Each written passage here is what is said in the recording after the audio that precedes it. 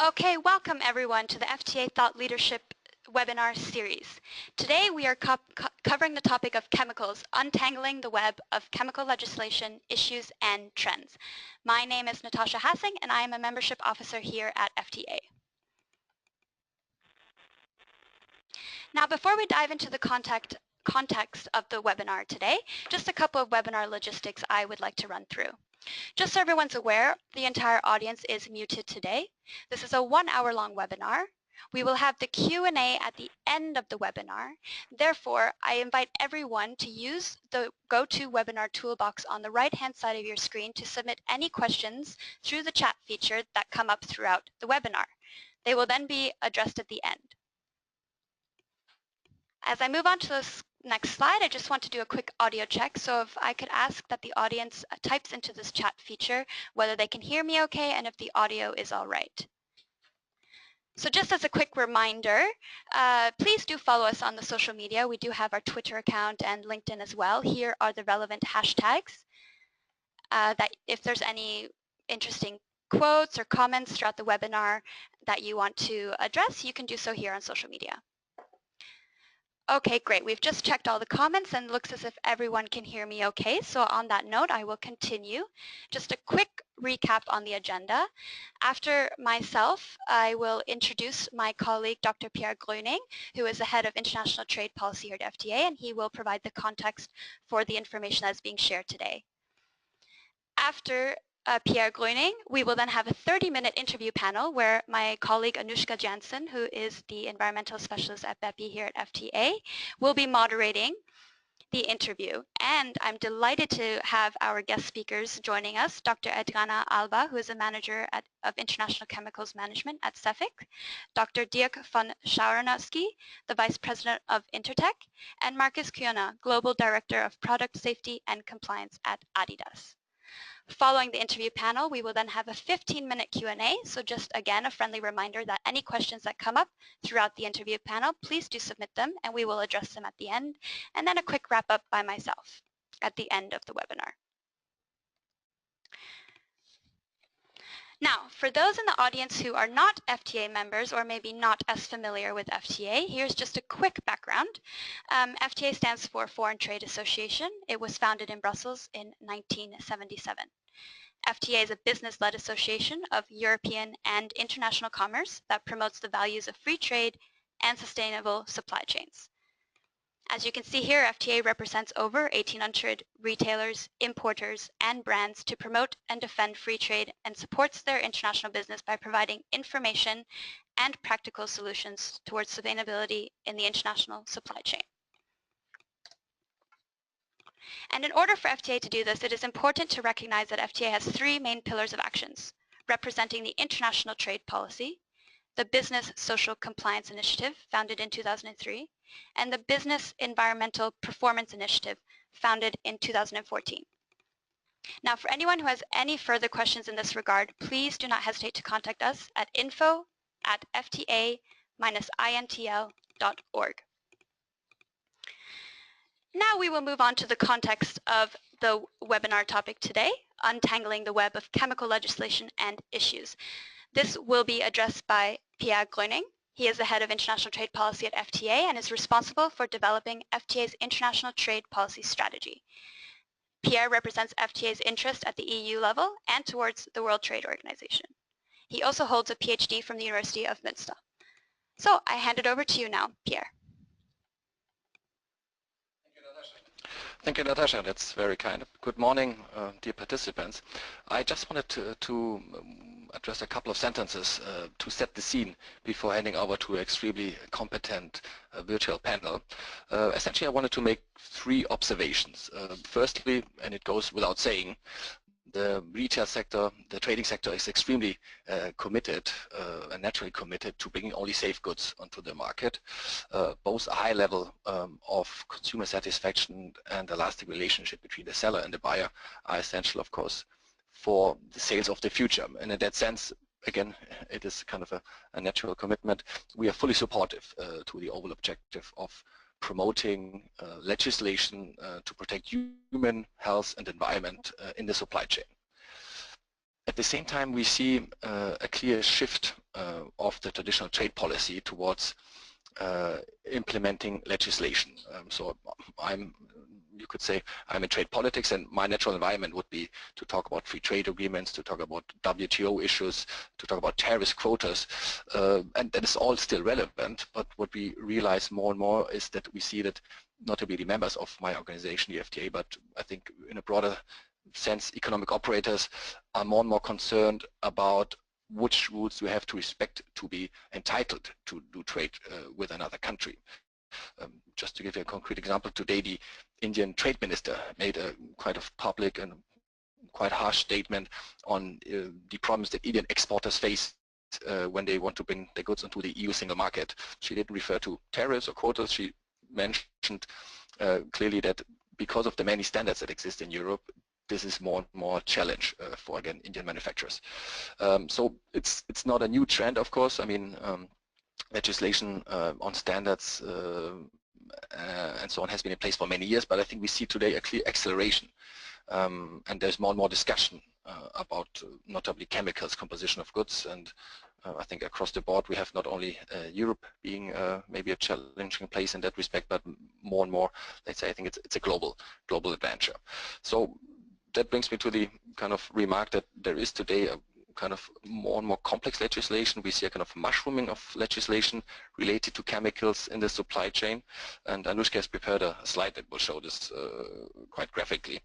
And again, I think this is a challenge not only for large companies that have to respect a wide range of legislations across the world, but equally and maybe even more for SMEs, of course, that often lack the capacity to address these issues because of lack of staff and lack of expertise.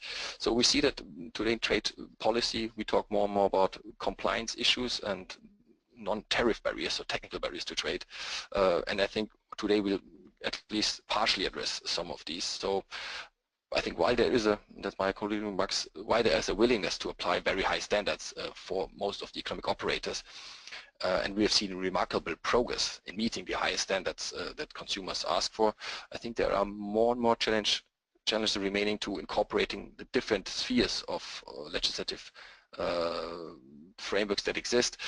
And in that sense, I hope that the webinar today can bring some of some answers and partly bringing some solutions to the many problems that exist today.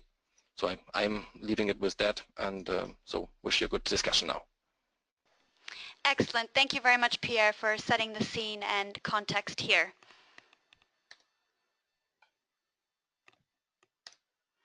All right, so we are now ready to move on into the interview session, which will be moderated by Anouschka Jansen.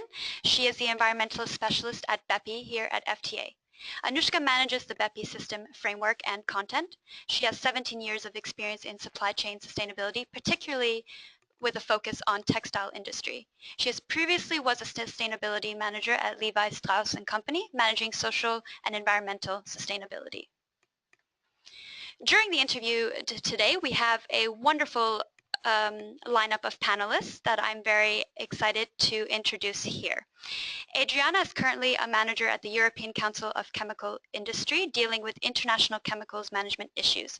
She has extensive experience in chemical industry from her previous roles and has published a number of scientific articles in peer-reviewed journals and a book, and has a PhD in biological sciences. Dirk is vice president at Intertek and has almost 20 years of experience in testing and auditing business and consultation to production industries. He has a good knowledge for designing and developing tailor-made solutions for textile and footwear industry, such as quality control systems for apparel and footwear trademarks, and wastewater management and zero discharge roadmaps. Marcus has been with adidas since 1996, covering several responsibilities and roles, and is currently the Global Director of Product and Safety and Compliance. Marcus is also a founding member of the Better Cotton Initiative, as well as the Apparel and Footwear Restricted Substance Management Group. So without further ado, I hand it over to Anouschka to moderate this interview. Thank you so much, Natasha. I hope everyone can hear me okay. And a very warm welcome from me as well to everyone who has joined, but particularly to our wonderful three speakers who, as you can see, cover three important players from the industry. We'll get very rich input from the chemical industry, the brands, as well as service providers. So I am sure that this will be a very good discussion. We only have 30 minutes, and I am very aware that the topic is very, very big and very, very complex. So we'll try to keep it to mostly the big picture, the highlights, and the main ideas. But I think it will be very interesting indeed with these speakers. So where to start untangling this web? So what we've done is we've created a slide where we have basically placed a lot of the chemical legislations that have emerged in the past decades up until today. And when I shared this slide with our speakers, of course the first comment was that not everything is there. So you can imagine that we actually need to double this slide in terms of complexity to really put everything that has happened in the past decades. And that is still happening today, and that's being prepared today for the next coming years in terms of new legislation. So this is really just to illustrate how complex this is, which of course has a huge effect on anyone who needs to work on chemicals within their companies, whether that's the chemical industry or brands, or of course the service providers who need to create these services for their clients. Maybe if I can call on Adriana to start this discussion and maybe provide her input on how the chemical industry has seen these changes in legislation, what's that meant for them, and where we are today and where that seems to be going for the next couple of years. Adriana, if I can just turn it to you. Thank you very much, Anouschka, and good morning, everyone. I'm glad to be here on the behalf of chemical industry to shed a little bit of light on all this complexity. Well, to answer your question, in fact, if I'm looking at this timeline, I can say that I can talk about what was before the CIChem implementation and what's after. So CIChem has been implemented in 2006 and is meant to improve the chemicals management by 2020, to improve the chemical management through the entire life cycle. So looking at those boxes where you put some or selected some of the chemical regulations, we can see that before CIChem we had mainly inventory type legislation, punctual legislation related to a specific aspect of chemicals, so to certain chemicals which at a certain point in time raised an issue. After 2006, we have REACH in Europe and more REACH-like regulations. What that means regulations where the uses and the exposure play a key role in addressing the risk assessment. And also there are risk management options which include restrictions or sometimes a complete phase-out prohibition of certain chemicals. So starting with REACH, we see that uses of the chemicals play an important role in regulating the chemicals. Those are horizontal-like chemical management schemes, which means that basically they preempt any other legislation which is underneath. And under REACH, you have, for instance, in Europe, but it's the case with other countries as well, you have application regulations, but those will always function under the umbrella of the horizontal chemicals management scheme. Is that clear, or giving you a better understanding of this slide, maybe?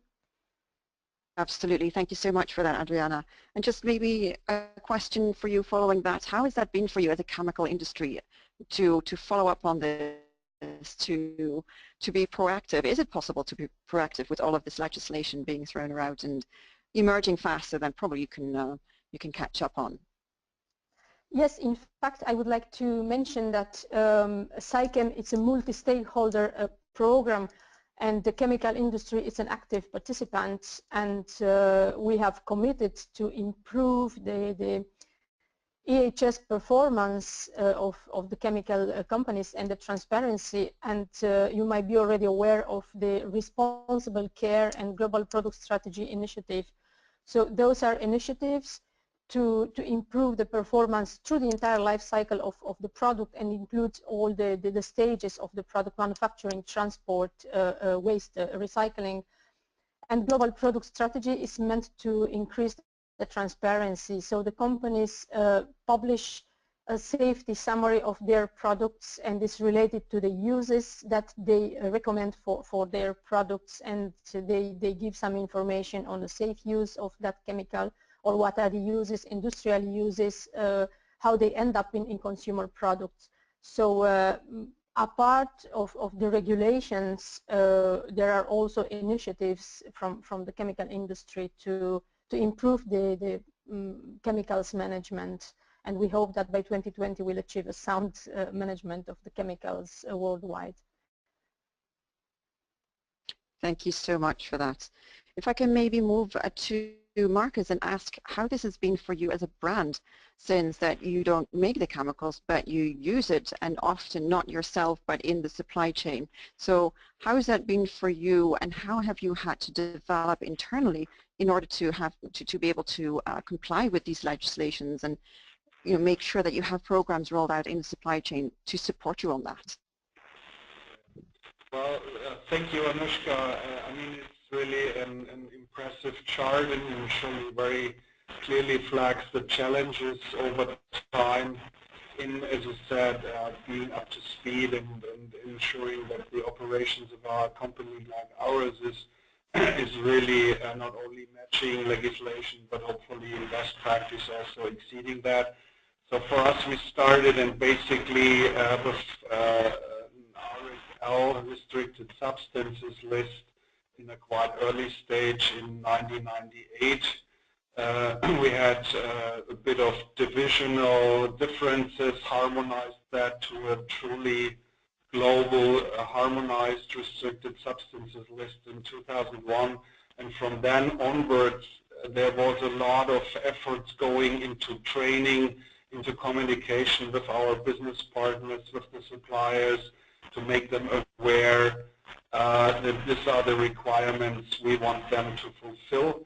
And surely also in regarding, this is a bit of an early stage of the REACH system with these upstream, downstream user information system, going further backwards into the supply chain as much as possible and try to bring that, let's say, further down the road. Basically, for sure, a cornerstone here is definitely testing, because it is very much clear, specifically on material and a product level, that this is like a little bit of a security, a firewall, and I would say a bit even like a quality system known as AQL level, because we do quite regular on certain timelines testing, and use this test reports for sure also to go into further communication about small little overrides or problems we may face with our business partners, but also in worst case have very substantial sanctions which may hit our business partners in case of uncompliance. Was that somehow Thank you, Marcus. Yes, absolutely, and it's very clear that you have a long journey already behind you in order to set up all of these programs to manage this. So it's been a really big effort for you. I can see that, and of course with everything developing further, that's not going to stop, right? It's not like you're set now for the future. You're going to have to continue to develop and I guess adopt to new legislation. Absolutely, and I think that is part of your plan here for the webinar today. I mean, we see that it's even, and initially, and for sure, REACH attention to harmonize and really bring all the European, example given, chemical legislation under one main umbrella and set the framework how to operate. We see on the other side, for sure, very much challenges again in more fragmented national legislations, but also within the EU, some tendencies to go back into, let's say, a bit more specific exclusions or special handlings, which is not serving the purpose of a harmonized market, for example. Yeah, very clear. So maybe a bit of a difficult question here, and I'm not sure we'll have consensus across the speakers. So this is a question for all of you. What is driving what? Is it a legislation driving everything on itself, and what is legislation building itself on? Is that scientific research? Is it pressure from member states, for example, in Europe, or is it voluntary initiatives that are driving the agenda? Is it the NGO world? What is driving the agenda, and what does that mean for the future? What trends do we see, and where do you think we'll be at in I don't know, say 5 years? Any takers for a first comment? If I may, from chemicals point of view, it is very clear that at the global level, SciChem is driving the agenda, and that all the governments committed to implement sound chemicals management. Of course, REACH in Europe has been a very important milestone, and now it's serving as model. We have also more knowledge on chemicals like we had like 20 years ago.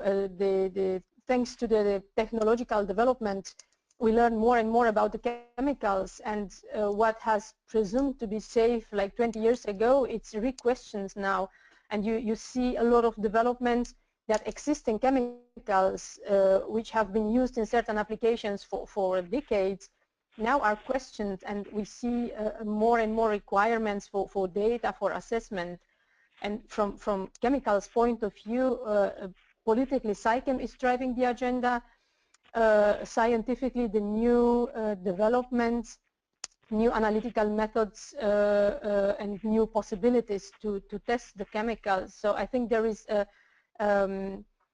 it's a complex of factors playing a role, and it's not unilateral. It's basically coming from all directions, and I believe that, as I said, the European model is basically spreading out everywhere. And as I mentioned before, the uses of the chemicals and the communication in the supply chain and the transparency and uses advice against are playing a key role for the regulatory developments. Thank you. And maybe to go on to Dirk, because as a service provider, of course, you're developing services for your clients all the time. As Adriana says, that we're getting to know more about chemicals. Does that make it easier for you to develop these services, or more difficult because there's much more knowledge and it becomes so much bigger and more complex? How is that for perspective of a service provider? It's getting more and more difficult for us as well, I must say, because it's not an homogenic issue if you look over the globe. First of all, regionally we can see differences in the sensitivity of chemical compliance. Europe, and even in Europe it is not homogenic. So I would say Germany, Benelux, Scandinavia is a little bit more serious about chemicals than some other countries in Europe. And well, the US is also dealing in a different way with chemicals than Europe. And in Asia, if you look to Korea or Japan, they are also more serious than other countries in Asia. So first of all, you have a regional issue where the people are dealing in a different way. And then every client or every brand, every retailer has his more or less own RSL list, what Marcus mentioned in his comment before. The RSL are developing according to the table you show here. So if I think about 15 years ago, it was maybe 5 chemicals where we were talking about for product safety. Meanwhile, it's over 30. So it is increasing, and but not in a way that's in a homogenic way. growing. Or so it is really, every client is different, every region is different, and this makes it much more complex for us to develop manuals to comply with the chemical requirements. Thank you, Dirk. So what I'm taking away from what you've just said is that actually the more we know, the more complex it becomes, because we don't have this common approach on how to deal with it, and everyone still has their specificities, whether that's countries or brands and other companies, which is unfortunate, because everyone is of course trying to find this one approach to managing this. So you already touched upon maybe the next point, and that's more about, okay, we have Europe, we have REACH. I think most people agree that REACH is actually a very pragmatic and effective approach. But then we have the rest of the world. You have the US with their new TSCA reform, you have China with China REACH, you have Turkey that's building its REACH-like legislation, you have K-REACH, etc., etc. So to what extent is the world following REACH when they are reforming or building new legislations, and is it close enough? So how far you know, are the countries apart when we're talking about the globe? Is REACH really the perfect system, and should everyone basically follow REACH? Or, you know, what is the rest of the world doing? Is that close enough to REACH, or is that really too far apart for it to be useful or to get to a common point? Is there any takers? Just looking at everyone for this, because I know you're all working across the globe, so I'm sure that you all have experience here. Maybe I'll just take the question in the first place. I wouldn't say that REACH is the perfect model, that there is no perfect system.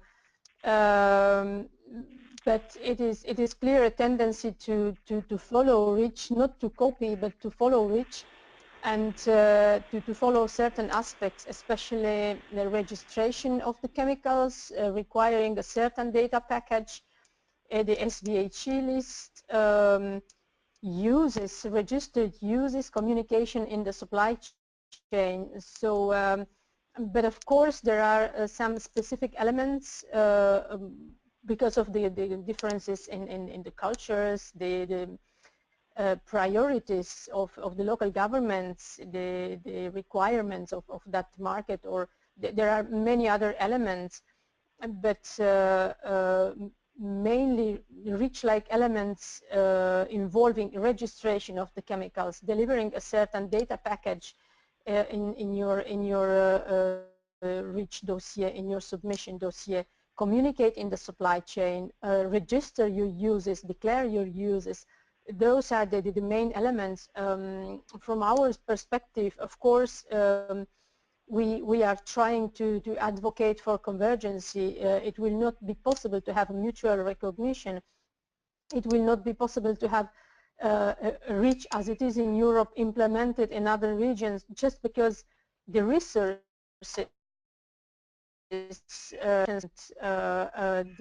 the priorities of certain countries are different.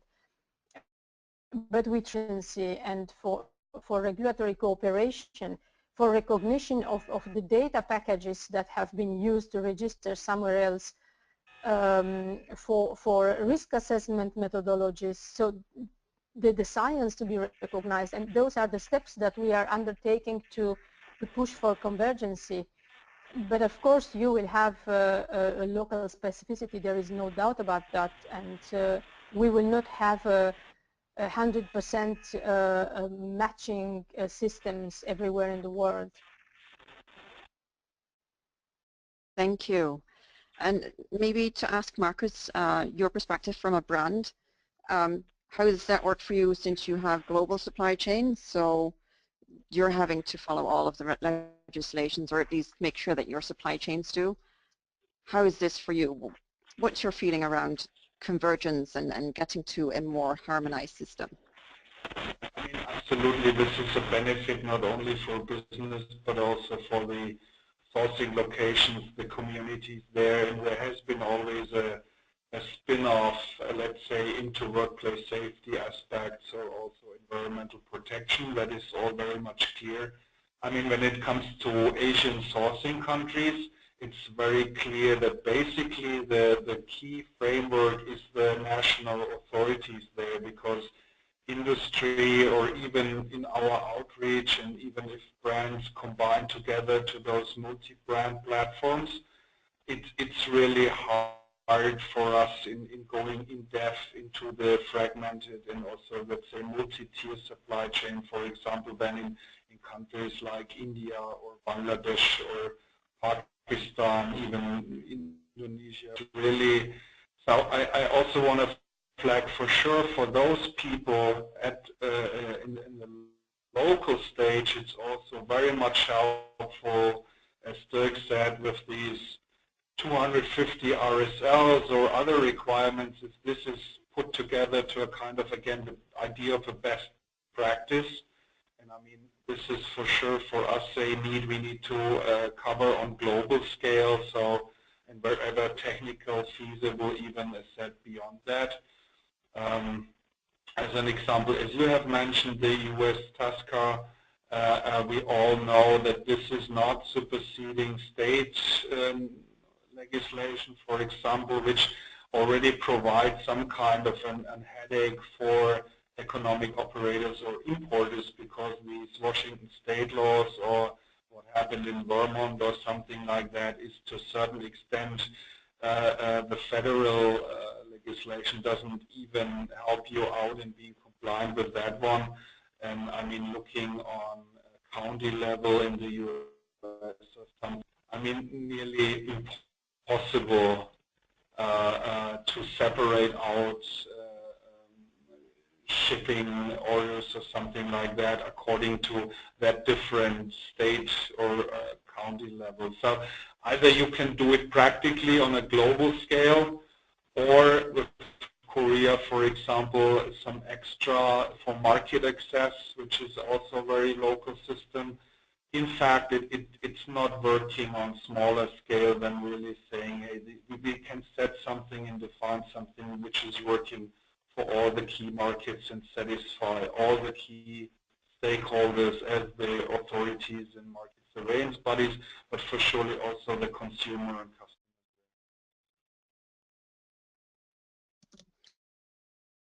Thank you. I think you've touched on a really good point that is an introduction to maybe the next part that I wanted to discuss, and that's consumer. So when we were talking before what drives legislation and what drives maybe voluntary initiatives, of course part of that is consumers, and it is pressure groups. I think we've all heard and suffered from the Detox campaign in terms of having to respond really quickly. We have the whole ZJC movement that came from the Detox campaign. So just maybe asking you, how do you see that kind of fit together, this whole movement that comes from not legislators and then the whole legislation that still is evolving? Are they come closely together, or are they still separate streams? So how do you see that?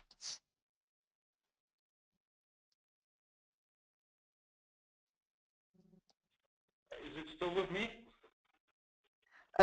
You or Dirk, I think both of you have extensive experience in this area.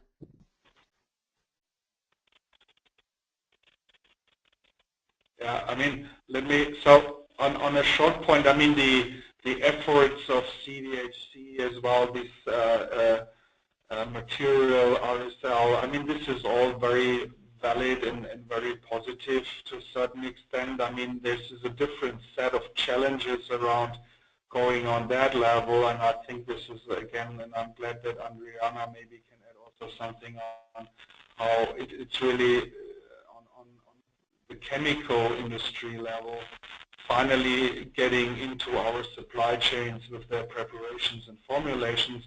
Actually, those systems can accompany and reinforce each other.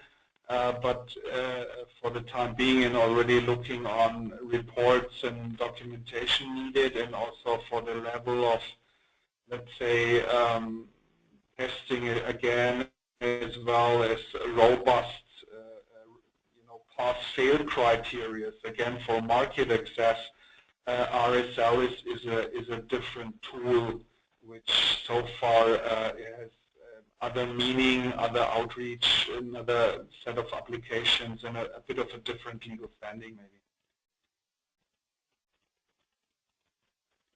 Thank you. That's very helpful. Maybe just to ask Dirk for comments on this point. I mean, you probably have had many requests from your clients to develop programs to address legal issues, pressures, et cetera, So, maybe your perspective would be very helpful in how you're trying to cope with that.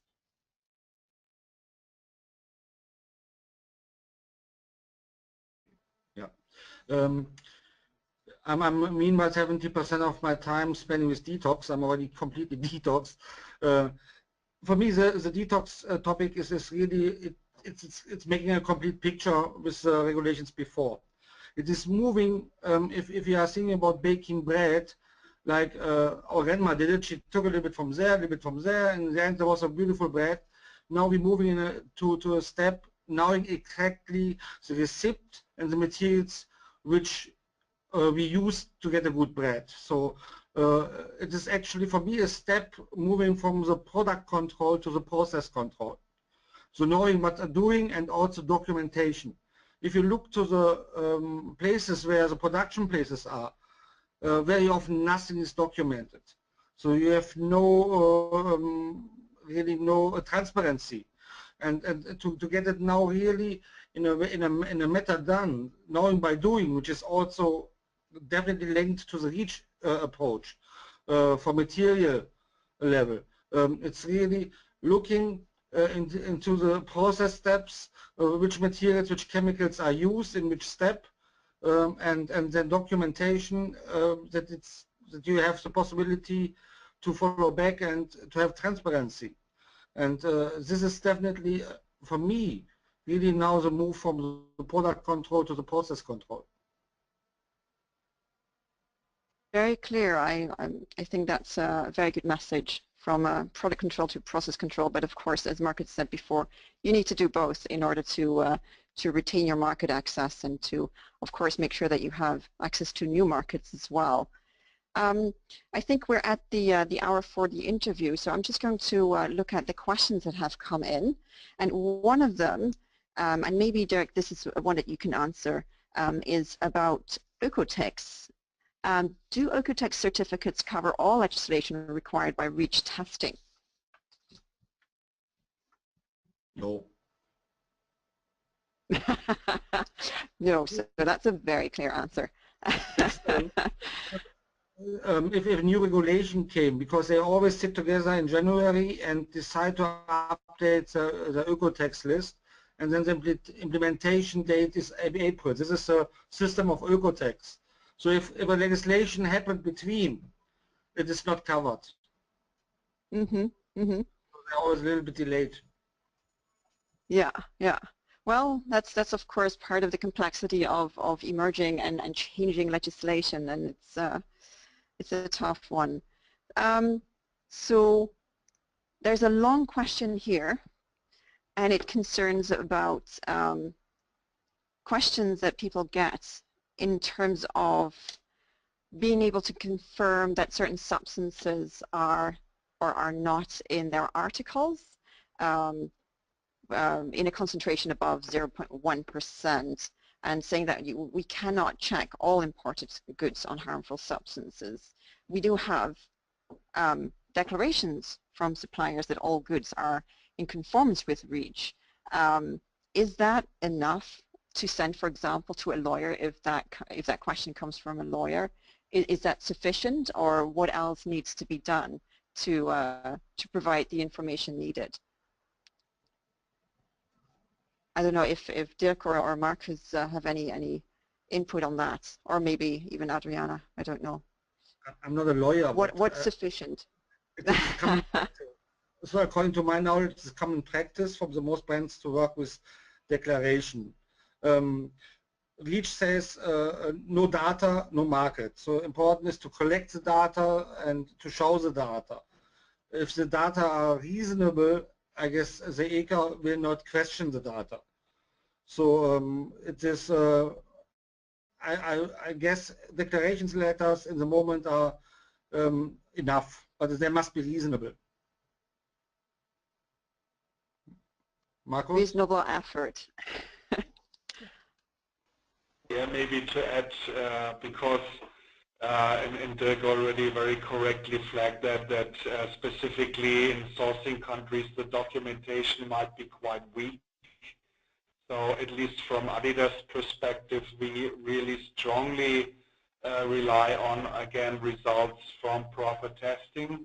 I mean, as said, it's financial, absolutely doable even on that scale, and to a certain extent it is in a way even positive in referring back and talking then with the material suppliers about further improvement steps to reduce specific contents or something like that.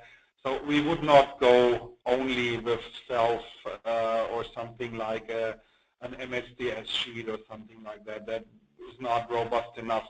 I mean, as it was phrased already, that's what the US legal folks from the CPSC always, that's that reasonable testing program, which basically is a part of your due diligence as well, at least is how we understand that. I want to add something. Very difficult get it if you have recycled materials in your product. If you consider recycled materials, the compliance for chemicals and REACH compliance gets very difficult to achieve. Yes, I guess the whole recycling process and issues is another topic we can probably talk about for another hour. Indeed, how difficult is it to recycle when you don't know what substances are in the products. I do have another question actually particular to Adriana. It says, do you already have chemicals which you can use for the Detox MRSL, or where are we with that? What's the status of development? I'm sorry, can you repeat the question? Are there already chemicals which you can use for the Detox MRSL so that are compliant with Detox MRSL, or is that still in development? Is that in development? Well, I don't have details on each substance, what was the status, and in fact, if we talk about the authorization and substitution, this is a very sensitive subject because substitution is touching upon competitiveness.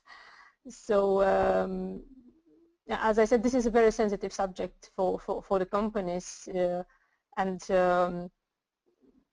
it is even in a joint submission or joint actions, we cannot discuss substitution. Thank you, Adriana. I have another question here, maybe for Dirk. The question is, what does a reasonable testing program look like? Depends on the product and depends on the market. What I mentioned in the beginning, it is not the market is not homogeneous, and it's yeah. I have to know which markets. If it's a global market, there's an I guess everybody heard about AFIRM. AFIRM shows an RSL which is try to be harmonized. I would propose the AFIRM RSL for global compliance is a good start with. I can really refer to this one. Thank you. Any comments on that from you, Marcus?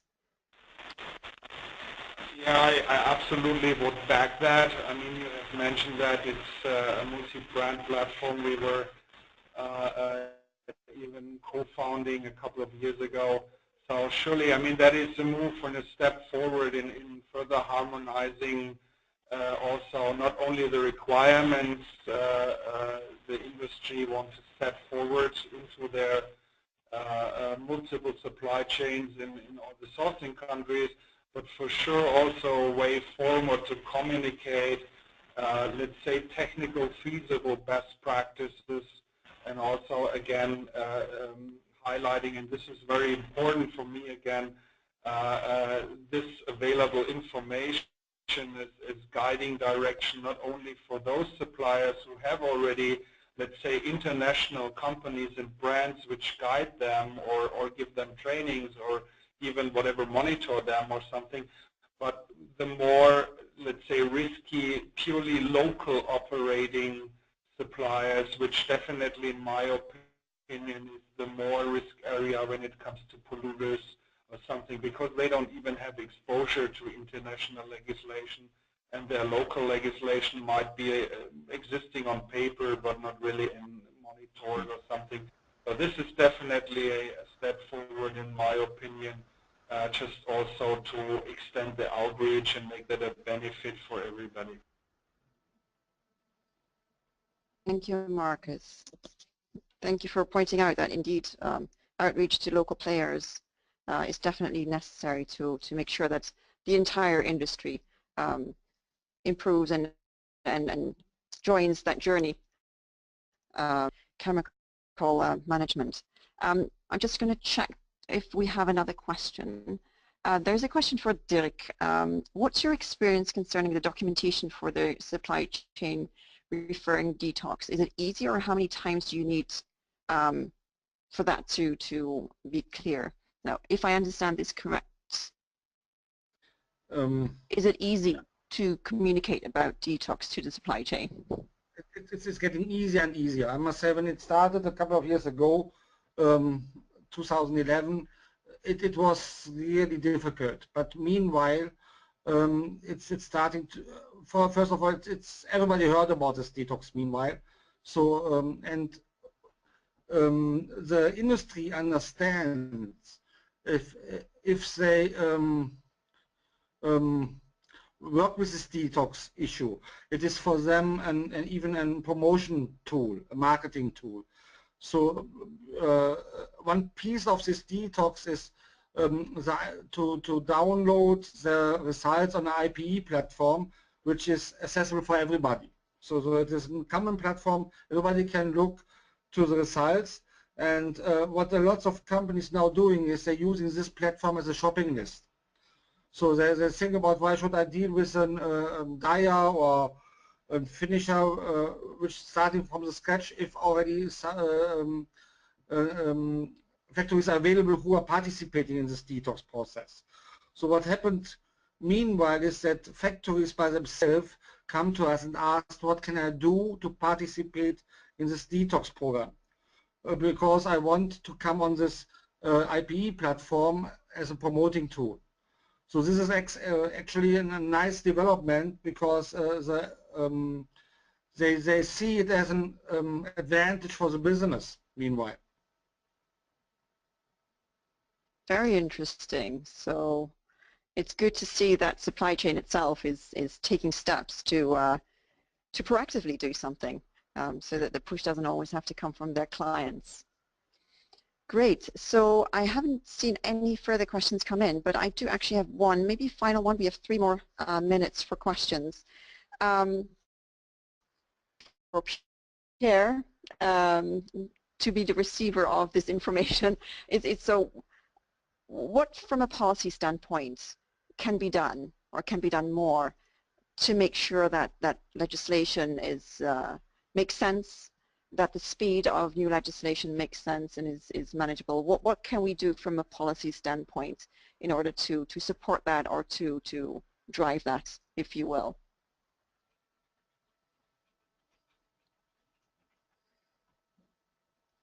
Marcus, is there, from a brand's perspective, since you're a member of us, what can we do to support you guys better?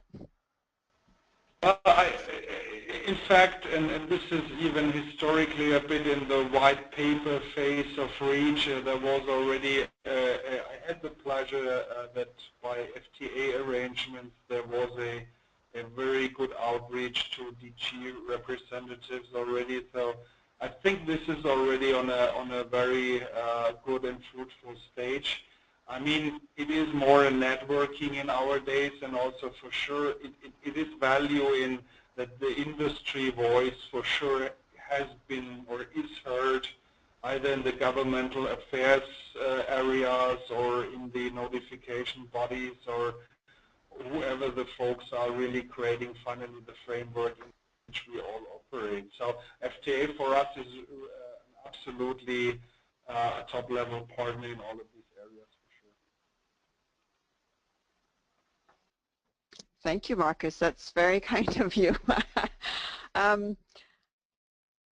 don't know if maybe Pierre, you have a question to the panelists.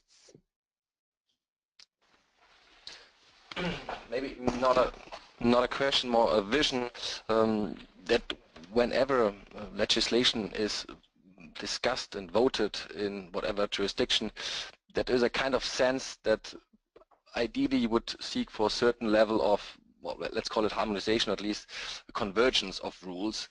And I don't know which kind of international body could be helpful in that respect, that we avoid that, yeah, this kind of inflation mushrooming of rules continues without that there is discussion between the different legislators.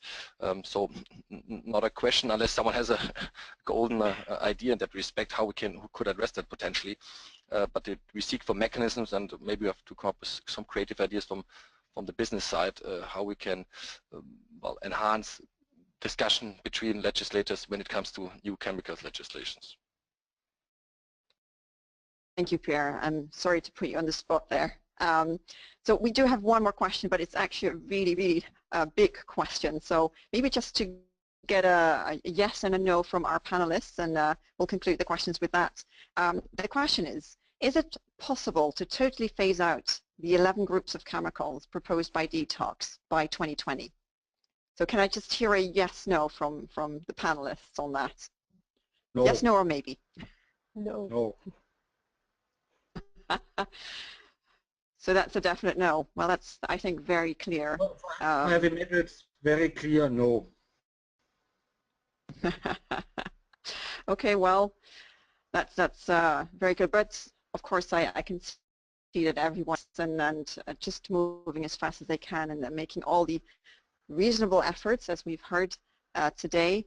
So with that, I first want to thank the panelists for their very rich insights into all the questions that we've had, and really provide us with a good overview and context of all of the challenges that they're dealing with from the different perspectives that they can bring.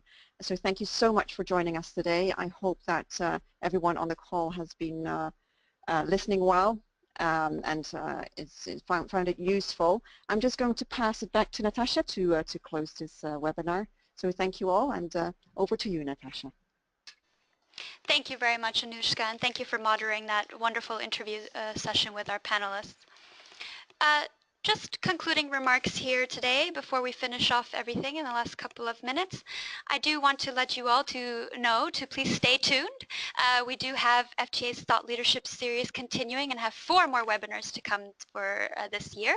The next one will be at the end of September on women's empowerment in Chinese factories, followed by a webinar on emerging risks of labor brokers, and ending this year's leadership series with a webinar on the emerging risks in the water and textiles industry. So I do want to let you know also that the recording of this webinar and the slides will be shared in due course, and for the members will be on the FTA Academy as well. And before I just finish off here today, I do want to reiterate again what Anouschka has already said, but definitely on behalf of the FTA, a big thank you to our panelists today, Adriana, Dirk, and Marcus. Thank you for sharing your expertise and knowledge on the subject matter. And of course, a big thank you to my colleagues, Pierre and Anouschka. Thank you for organizing this webinar and taking the lead for this discussion. So thank you, everyone, and we will be in touch on the next webinars.